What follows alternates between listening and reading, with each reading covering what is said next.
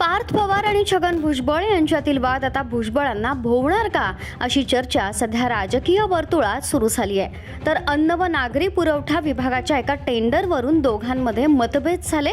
एका विशिष्ट ठेकेदाराला टेंडर देण्याबाबत पार्थ पवारांनी त्या व्यक्तीला भुजबळांकडे पाठवलं होतं, मात्र भुजबळांनी स्पष्ट नकार दिल्यानंतर वातावरण चांगलंच तापलं।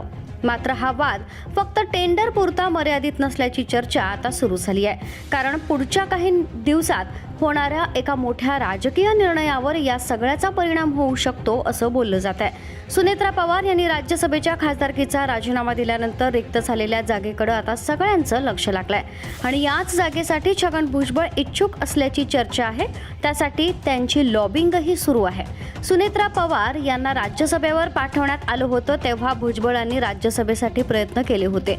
त्याचवेळी अजित पवारांनी त्यांची समजूत काढल्याचं बोललं गेलं।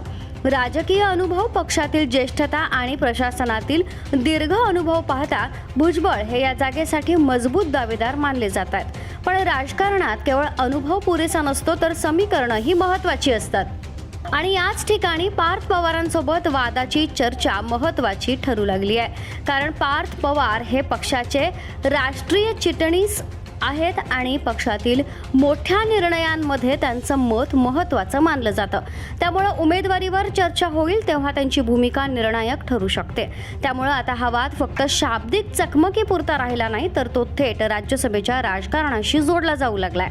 आता प्रश्न एकच, अनेक दिवसांपासून राज्यसभेवर जाण्याची इच्छा व्यक्त करणाऱ्या भुजबळांच्या मार्गात हा वाद अडथळा ठरणार का, की पुन्हा एकदा राजकारणात भुजबळांचंच वजन भारी पडणार? याकडं आता सगळ्यांचं लक्ष लागलंय।